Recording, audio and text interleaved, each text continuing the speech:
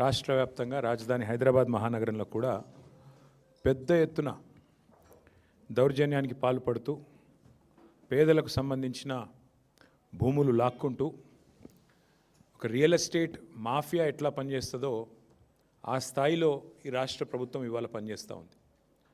హైదరాబాదులో హైడ్రా పేరిటైతేనేమి, మూసీ పేరిటైతేనేమి, కొడంగల్లో లగచర్లలో pharma village పేరిటైతేనేమి, అట్లాగే మీరు మహబూబ్ నగర్ పట్టణంలో 150 మంది దివ్యాంగుల కాలనీలో దివ్యాంగుల ఇండ్లు కూలగొట్టడం అయితేనేమి, రామగుండంలో జరిగిన దాడి అయితేనేమి, అట్లాగే తాజాగా ఖమ్మం జిల్లా వెలుగుమట్లలో 3 మంత్రులు వారి బినామీల పేర్లు కూడా నేను చెప్తా ఉన్నా. వేజెల్ల సురేష్, ముల్లా కిషోర్, దామోదర్ రావు, ఈ 3 బినామీల కోసమే మొన్న వెలుగుమట్లలో ఖమ్మం కార్పొరేషన్ పరిధిలోని వెలుగుమట్లలో 3 మంత్రుల బినామీల కోసం, వాళ్ళ రియల్ ఎస్టేట్ లాభాల కోసం, వాళ్ళ రియల్ ఎస్టేట్ వ్యాపారం కోసం 1000 మంది పేదవాళ్ళని మొన్న గూడు లేకుండా చేశారు. ఆ దారుణం జరగంగానే మేము మర్నాడే అక్కడున్నాం. వెలుగుమట్లలో పేదల ఇల్లు కూలగొట్టి కాంగ్రెస్ ప్రభుత్వం ఘోరమైన తప్పు చేసింది. ఇది దారుణం. ఒక గాజాలో ఎట్లా అయితే ఒక భీతావహమైన వాతావరణం ఉందో, శిథిలాల నడుమ ప్రజలున్నారో, ఆ పరిస్థితి వాళ్ళ వెలుగుమట్లలో మాకు కనబడుతున్నది అని చెప్పి ఆ రోజు పత్రికా మిత్రులతో చెప్పాను, అక్కడున్న ప్రజలతో కూడా చెప్పాను. ప్రభుత్వం చేసింది తప్పు అనేది ఆ రోజు ఘంటాపదంగా చెప్పాం. ఈరోజు మేము చెప్పింది 100% వాస్తవం అని తేలిపోయింది.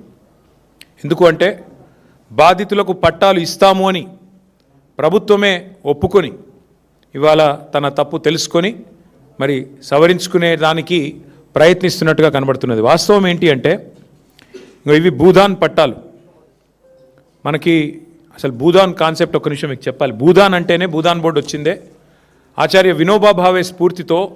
స్వాతంత్రం వచ్చిన తొలినాళ్లలో ఎవరైతే ల్యాండ్ లార్డ్స్ ఉన్నారో, పెద్ద పెద్ద వాళ్ళు ఉన్నారో, బాగా భూమి వారి దగ్గర ఉన్న వాళ్ళు ఉన్నారో, వారందరూ కూడా పేద రైతులకు కానీ వ్యవసాయానికి, అట్లాగే ఇండ్లు లేని పేదల కోసం మరి ముందుకొచ్చి వాలంటరీగా భూదానం చేయండి, భూమిని దానం చేయండి అన్నప్పుడు వచ్చిన ఈ కాన్సెప్టే వినోబా భావే గారి స్ఫూర్తితో భూదానుద్యమం. ఆ భూదానుద్యమంలో భాగంగా ఇవాళ మన రాష్ట్రంలో మీరు చూస్తే నల్గొండ జిల్లాలో భూదాన్ పోచంపల్లి అనే ఒక ఊరు ఉంటుంది. ఆ పేరు కూడా అక్కడి నుంచి వచ్చింది. అట్లాగే మన ఉమ్మడి ఆంధ్రప్రదేశ్లో 1,00,000 ఎకరాల భూమి భూదాన్ కింద, ఆ రోజు భూదానం కింద మనం ఈ ఉద్యమ స్ఫూర్తితో 1,00,000 ఎకరాలు భూదాన్ బోర్డుకు కొంతమంది పెద్దలు వారు విరాళంగా దానంగా ఇవ్వడం జరిగింది. ఖమ్మంలో వెలుగుమట్లలో కూడా అదే పద్ధతుల్లో 2 పెద్ద మనుషులు 1950వ దశకంలో ఒక 62 ఎకరాల భూమి ఏదో కరెక్ట్గా సబ్జెక్ట్ టు కరెక్షన్ వారు వెలుగుమట్ల ప్రాంతంలో భూదాన్ బోర్డుకి ఇచ్చారు. ఆ భూమి 62 ఎకరాల పైచిలకు భూమి 89 వరకు 1989 వరకు అంటే కాంగ్రెస్ ప్రభుత్వం వచ్చేదాకా భూదాన్ బోర్డు ఆధీనంలో భూదాన్ బోర్డు మీదనే పట్టా ఉంది. అందులో ఒక 31 ఎకరాలు కాంగ్రెస్ వాళ్ళు అంటేనే మాఫియాగాళ్ళు, భూమాఫియా చేసేవాళ్ళు కాబట్టి, బూచిగాళ్ళు కాబట్టి 89లో కాంగ్రెస్ ప్రభుత్వం రాగానే 31 ఎకరాలు మొత్తానికి పట్టాలు మార్చారు.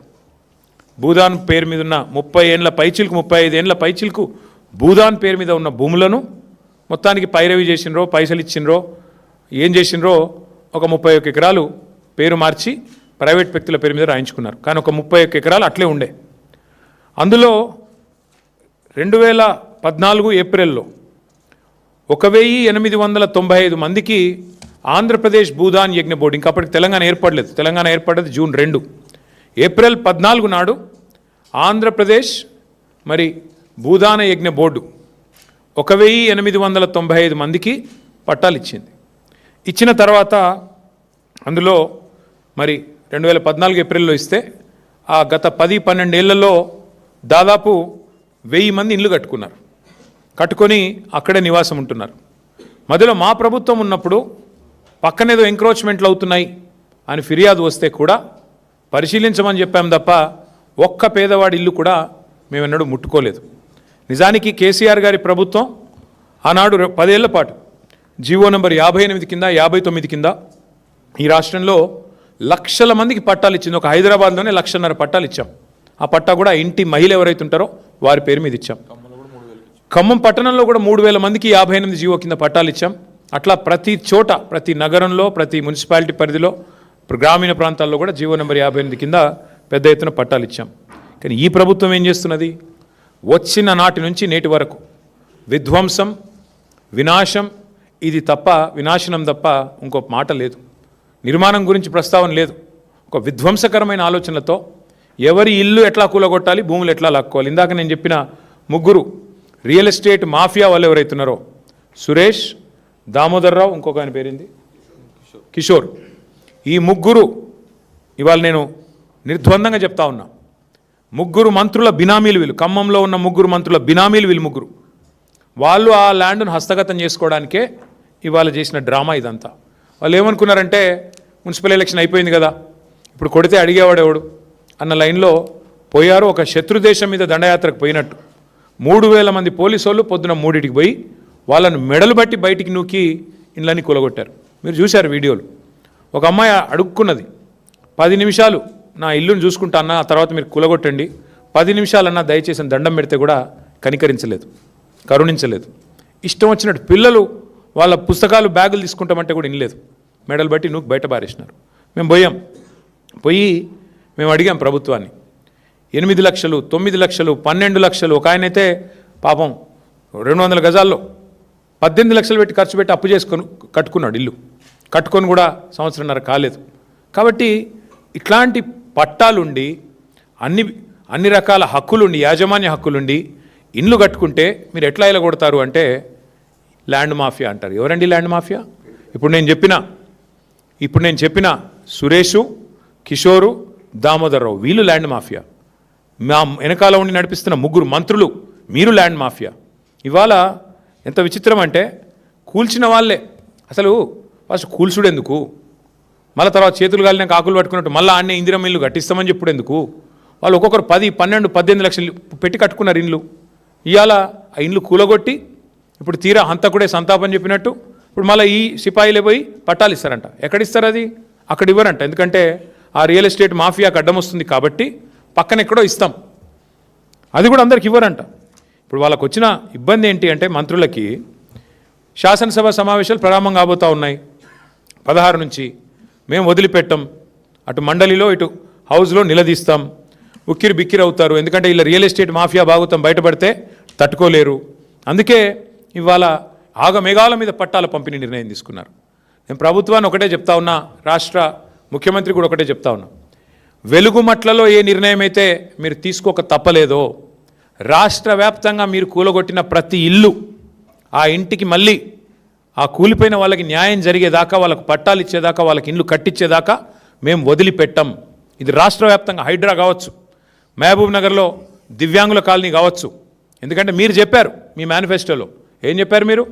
కాంగ్రెస్ పార్టీ మేనిఫెస్టోలో పేదలకు అసైన్మెంట్ భూముల మీద హక్కులు ఇస్తాం.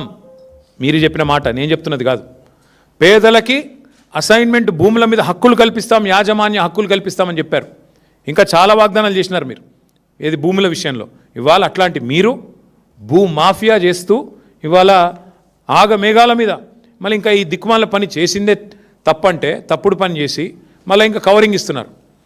ఇంకా విచిత్రం ఏంటంటే ఇది 147, 148, 149 ఈ 3 సర్వే నెంబర్లు. మొత్తం పట్టాలు 1895 ఇచ్చారు.